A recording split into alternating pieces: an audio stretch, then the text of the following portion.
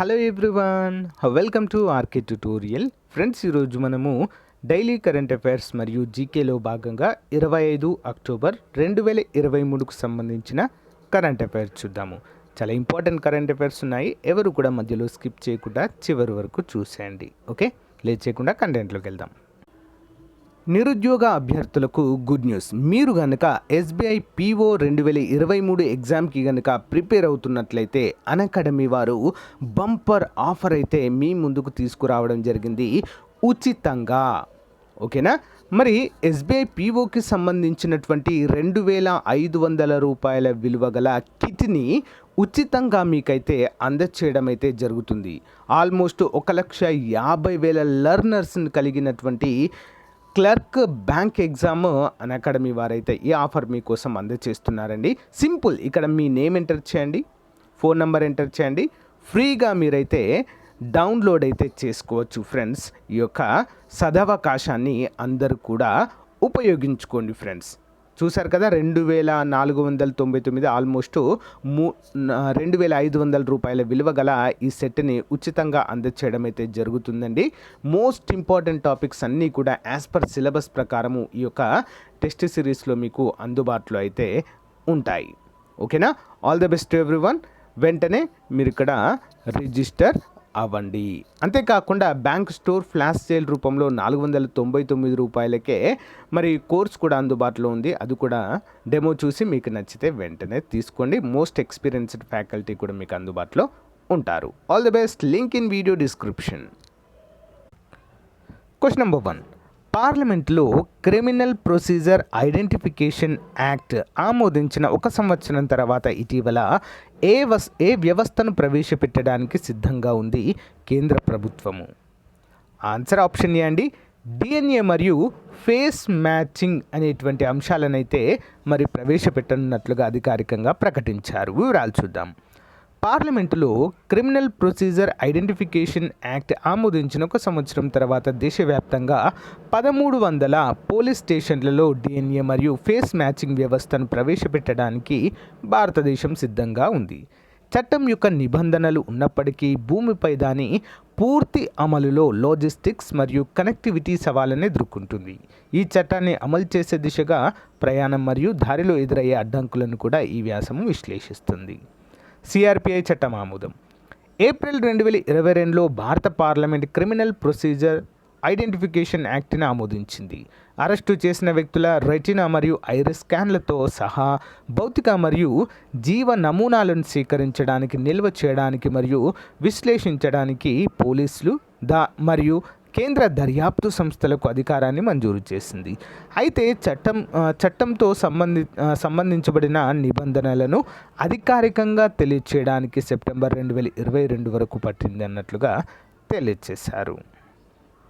Next one, Newton 3వ చలన నియమం, అంటే న్యూటన్ థర్డ్ లా అంటాం కదా. సో ఈ యొక్క నియమము ప్రతిచర్యకు సమానమైన మరియు వ్యతిరేకమైన ప్రతిచర్య చూపిస్తుంది. చర్యకు ప్రతిచర్య అంటాం కదా, న్యూటన్ థర్డ్ లా. మరి ఈ యొక్క సిద్ధాంతానికి వ్యతిరేకంగా చర్యలు పాల్గొన్న కారకాలు ఏవి? ఇటీవల పరిశోధకులు కనుగొన్నారు. అంటే ఈ సిద్ధాంతానికి వ్యతిరేకంగా చూపించినటువంటి కారకాలు అంటే ఏంటండి? ఆప్షన్ ఏ మరియు బి. మానవ శుక్రకణాలు మరియు మీడోమోనస్ ఆల్గే అనేటువంటి జీవులు, 2 రకాల జీవులు మాత్రము న్యూటన్ 3వ నియమానికి వ్యతిరేకంగా పనిచేస్తున్నట్లుగా తెలియజేశారు. న్యూటన్ యొక్క 3వ చలన నియమం ప్రతి చర్యకు సమానమైన మరియు వ్యతిరేక ప్రతిచర్య ఉంటుంది అని పేర్కొంటూ భౌతిక శాస్త్రంలో ఒక ప్రాథమిక భావన. అయినప్పటికీ శాస్త్రవేత్తలు, జీవ స్విమ్మర్లు, ముఖ్యంగా మానవ స్పెర్ముల పరిధిలో ఈ చట్టానికి ఆకర్షణీయమైన మినహాయింపులను కనుగొన్నారు. ఇటీవల అధ్యయనంలో న్యూటన్ యొక్క చట్టాన్ని సవాలు చేస్తూ వారి పరిసరాల నుంచి ప్రతిచర్యకు సృష్టించిన విధంగా వారి శరీరాలను వికృతీకరించడం ద్వారా స్పెర్మ్ ఈత కొట్టగలదని పరిశోధకులు కనుగొన్నారు. న్యూటన్ నియమాన్ని సవాల్ చేయడం. ఈ సంచలనాత్మక ముగింపుకు రావడానికి శాస్త్రవేత్తలు మానవ స్పెర్మ్ కణాలు మరియు క్లామిడోమోనస్ ఆల్గేపై డేటాను పరిశీలించారు. ఈ పరిశోధనలు న్యూటన్ యొక్క 3వ నియమాన్ని ధిక్కరించే పరస్పరం కాని యాంత్రిక పరస్పర చర్యలను గుర్తించడం లక్ష్యంగా పెట్టుకున్నాయి. పరిశోధకులు దీనిని బేసి స్థితిస్థాపకతగా పేర్కొన్నట్లుగా తెలియజేశారు. Important. Next one, exercise Harimau Shakti 2023 అనే సైనిక ద్వైపాక్షిక విన్యాసాలు భారతదేశం ఏ దేశంతో కలిసి ప్రారంభించింది? ఆప్షన్స్ అండి, మలేషియా. ఇంపార్టెంట్. భారత మరియు మలేషియా సైన్యాలు ఉమ్రోయ్ కంటోన్మెంట్లో ఎక్సర్సైజ్ హరిమౌ శక్తి 2023గా పిలువబడే వారి ఉమ్మడి ద్వైపాక్షిక శిక్షణా వ్యాయామాన్ని ప్రారంభించాయి. రెండు దేశాల మధ్య ఈ సహకార ప్రయత్నం వారి సైనిక సామర్థ్యాలను బలోపేతం చేయడానికి మరియు స్నేహ బంధాలను మరింత పెంచుకోవడానికి ప్రయత్నిస్తుంది. ఇంపార్టెంట్. మరి మలేషియా సైన్యం యొక్క 5వ రాయల్ బెటాలియన్ నుండి దళాలతో కూడిన మలేషియా ఆర్మీ బృందం రాజ్పుత్ రెజిమెంట్ యొక్క బెటాలియన్కు ప్రాతినిధ్యం వహిస్తున్న భారత బృందంతో చేతులు కలిపింది. నెక్స్ట్ వన్, 25 అక్టోబర్ 2023 బంగ్లాదేశ్ యొక్క ఆగ్నేయ తీరాన్ని తాకిన ఏ తుఫాను కారణంగా వేలాది మంది పౌరులను తరలించాల్సిన పరిస్థితి ఏర్పడింది? ఇంపార్టెంట్ అండి. దీనివల్ల భారతదేశంలో ఉన్న ఈశాన్య రాష్ట్రాలకు కూడా కొంతవరకు ముప్పు వాటిల్లుతుందనేటువంటి అంశాన్ని కూడా లేవనెత్తడం జరిగింది. ఏంటి మరి దాని పేరంటే ఆప్షన్ ఏ, హమూన్ అనేటువంటి తుఫాను. హమూన్ తుఫాను తీవ్రమైన వాతావరణ దృగ్విషయము 25 అక్టోబర్ 2023 బంగ్లాదేశ్ యొక్క ఆగ్నేయ తీరాన్ని తాకింది. ఇది విస్తృతమైన ఆందోళనను కలిగించింది మరియు వేలాది మంది ప్రజలను తరలించాల్సిన అవసరం ఏర్పడింది.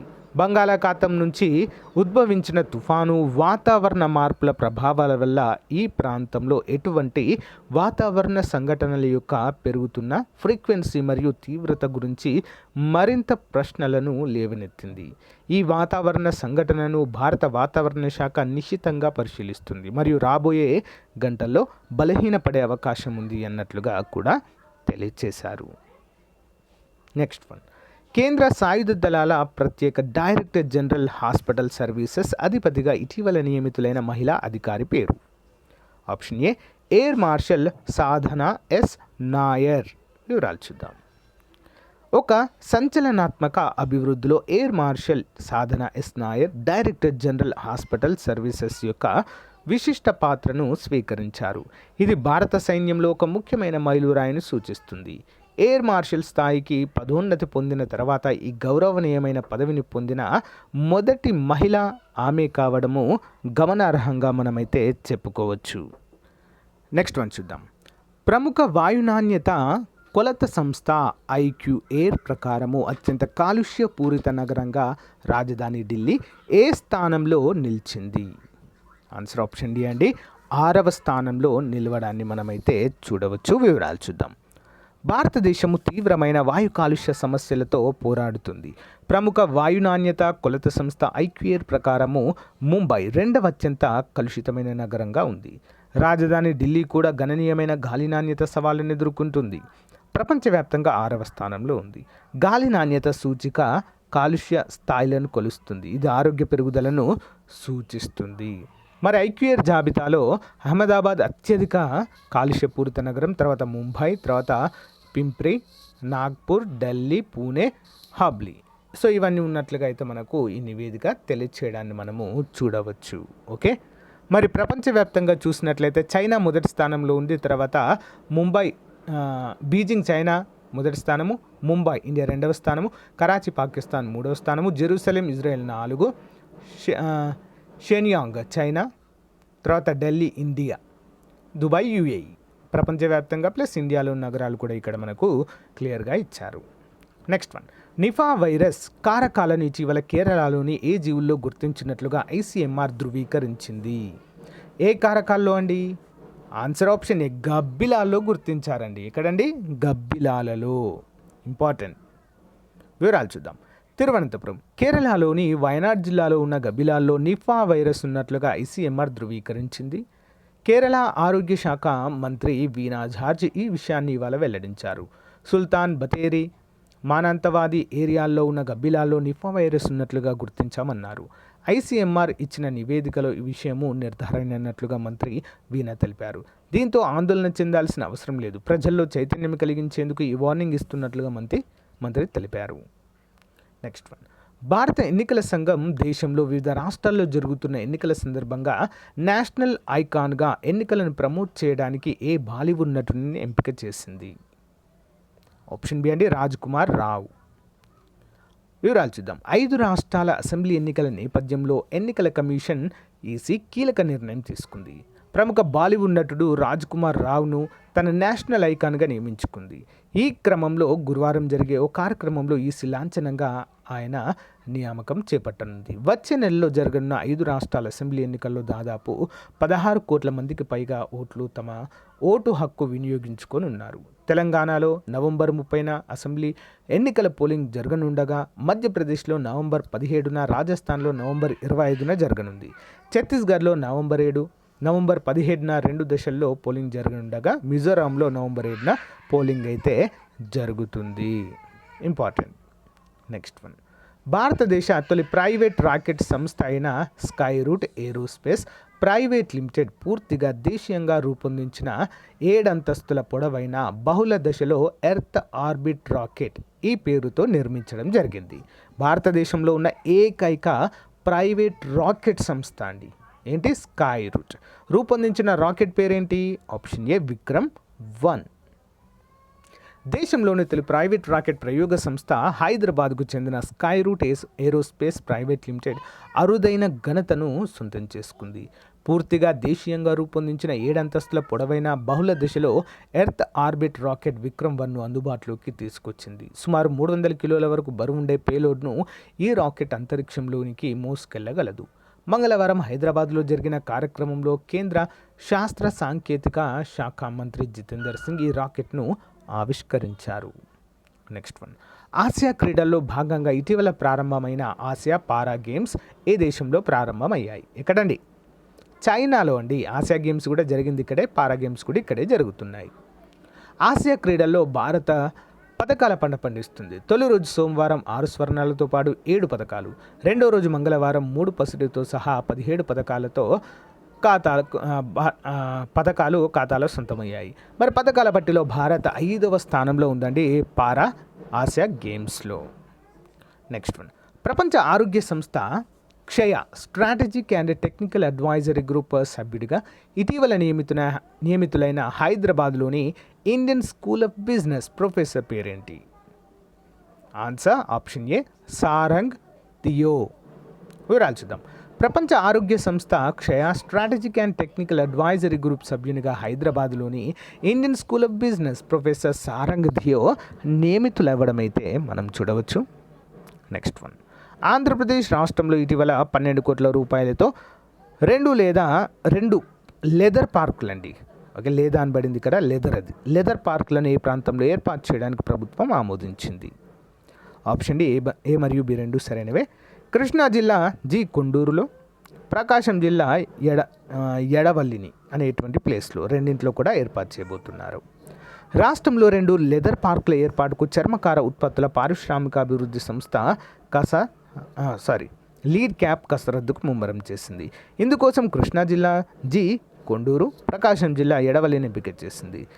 సో 2 లెదర్ పార్కులను ఏర్పాటు చేసేందుకు 12 కోట్లు మంజూరయ్యాయి. లెదర్ పార్కుల్లో చర్మకార ఉత్పత్తుల తయారీపై శిక్షణ ఇవ్వడంతో పాటు ముడి సరుకు సమకూర్చన్నారు. వీటితో పాటు శ్రీకాకుళం, పార్వతీపురం, కృష్ణా, గుంటూరు, కర్నూలు, అనంతపురం జిల్లాలతో పాటు తిరుపతిలో ఇప్పటికే ఉన్న లీడ్ క్యాప్ స్థలాల్లో పార్కులను అభివృద్ధి చేసే శిక్షణా కేంద్రాలుగా తీర్చిదిద్దే ప్రతిపాదన ప్రభుత్వ పరిశీలనలో ఉన్నట్లుగా తెలుస్తుంది.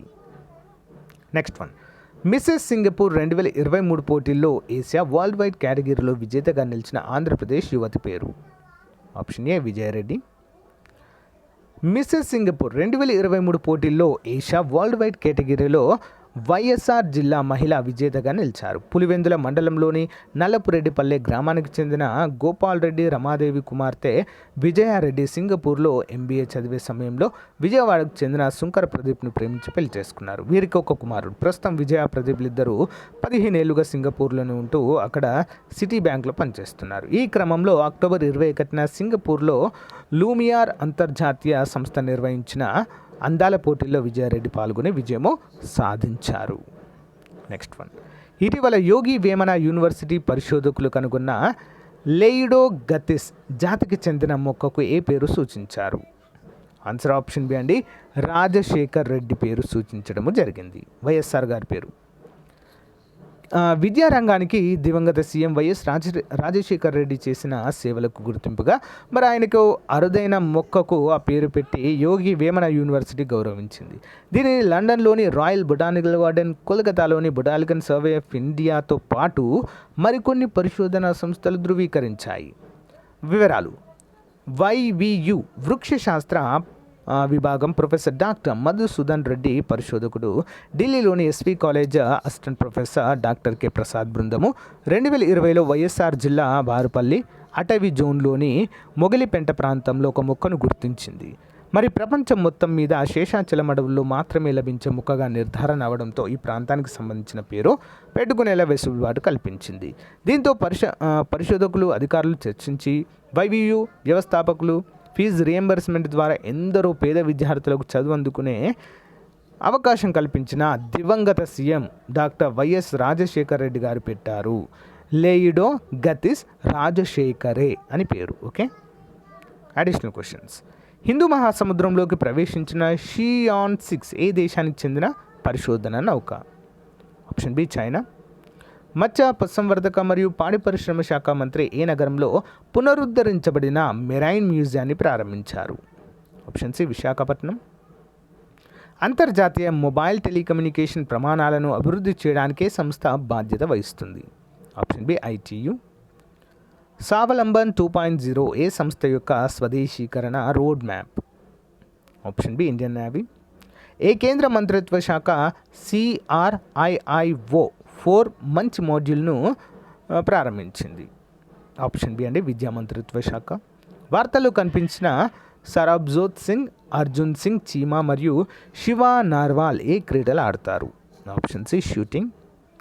బిల్డింగ్పై ఏ కంపెనీ సవాలు చేసేందుకు వివిధ భారతీయ కంపెనీలు మరియు స్టార్టప్లతో 40 మంది సభ్యుల టాస్క్ ఫోర్స్ ఏర్పాటు చేసింది? Task force. Option B Google. World Heart Day 2023 theme? Option A హృదయాన్ని ఉపయోగించండి, హృదయాన్ని తెలుసుకోండి. 2024లో ఏ ప్రధాన ఆర్థిక వ్యవస్థ తన రక్షణ వ్యయాన్ని 70% పెంచనున్నట్లుగా ప్రకటించింది? Answer option D Russia. వార్తల్లో కనిపించిన స్కో వ్యాలీ ఏ రాష్ట్రం లేదా యూనియన్ టెరిటరీలో ఉంది? Option A Ladakh. Daily GK question series. క్రింది వాక్యాలను పరిశీలించండి. ఆన్సర్ సరైనవి ఏంటి అంటే ఆప్షన్ 3 1 and 2 సరైనవి, 2 సరైనవి అంటే చూద్దాం. భారతదేశంలో విపత్తు నిర్వహణ కొరకు నిర్దిష్టమైన వ్యవస్థాగత నిర్మాణము బ్రిటిష్ భారత ప్రభుత్వ కాలంలో 1937లో బీహార్, నేపాల్ సరిహద్దులో సంభవించిన భూకంపాన్ని దృష్టిలో పెట్టుకొని ప్రారంభమైందని చెప్పవచ్చు. Important, correct. ఐక్యరాజ్యసమితి సాధారణ సభ 1990 దశాబ్దాన్ని అంతర్జాతీయ విపత్తు తగ్గింపు దశాబ్దంగా ప్రకటించింది? 2 సరైనవే. ఏ సంవత్సరంలో Indian institute for public administration New Delhi నందు జాతీయ విపత్తు నిర్వహణ కేంద్రాన్ని ఏర్పాటు చేశారు? ఆప్షన్ 2 1995. ఏ సంవత్సరంలో జాతీయ విపత్తు నిర్వహణ చట్టాన్ని చేయడం జరిగింది? ఆప్షన్ 3 2005. జాతీయ విపత్తు నిర్వహణ సంస్థ కేంద్ర కార్యాలయం ఎక్కడ ఉంది? ఆప్షన్ 1 న్యూఢిల్లీ. క్రింది వాక్యాలను పరిశీలించండి. ఆన్సర్ ఆప్షన్ 3 1, 2 2 సరైనవి. చూద్దాం. జాతీయ విపత్తు నిర్వహణ చట్టం 2005 నవంబర్ 28న రాజ్యసభ, లోక్సభలో 2005 డిసెంబర్ 12న ఆమోదించడం జరిగింది. 2014 డిసెంబర్లో ఎన్డీఏ ప్రభుత్వం నూతన విపత్తు నిర్వహణలో జాతీయ విపత్తు అథారిటీ సభ్యులను తగ్గించింది? 2 కూడా సరైనవే. NDMA కేంద్ర కార్యాలయము పేరు ఏంటి? ఆప్షన్ 2 అండి విజయ్ భవన్. ఇంపార్టెంట్. జాతీయ విపత్తు నిర్వహణ ప్రాధికార సంస్థ 2006 సెప్టెంబర్ 27న ప్రధానమంత్రి అధ్యక్షునిగా ఎంతమంది సభ్యులతో పూర్తి స్థాయిలో అమల్లోకి వచ్చింది? ఆప్షన్ 4 8 మంది సభ్యులతో. జాతీయ విపత్తు నిర్వహణ సంస్థ NIGMకు అధ్యక్షుడిగా ఎవరు ఉంటారు? ఆప్షన్ 3 అండి, హోంశాఖ మంత్రి ఉంటారు. నెహ్రూ యువ కేంద్రాలను ఏ సంవత్సరంలో ఏర్పాటు చేశారు? ఆప్షన్ 2 1972. క్రింది వాక్యాలను పరిశీలించండి. ఆన్సర్ ఆప్షన్ 3 1, 2 రెండు సరైనవే. చూద్దాం.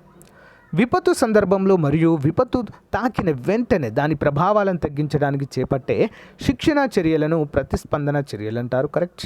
జాతీయ విపత్తు నిర్వహణ విధానం 2009 ప్రకారము 2015 ఏప్రిల్ 1 నుంచి విపత్తు పరిహారాన్ని బాధితులకు అందించడం జరుగుతుంది. రెండు సరైనవే. చివరి క్వశ్చన్.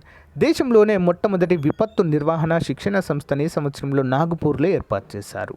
ఆప్షన్ 2 1957. సో గాయ్స్, ఇది రోజుకు సంబంధించిన క్లాస్. మీకు నచ్చింది అని అనుకుంటున్నాను. నచ్చిన వాళ్ళు లైక్ చేసి సపోర్ట్ చేయండి. తప్పకుండా మీ ఫ్రెండ్స్కి షేర్ చేయండి. Thank you for your time. Have a nice day. Bye.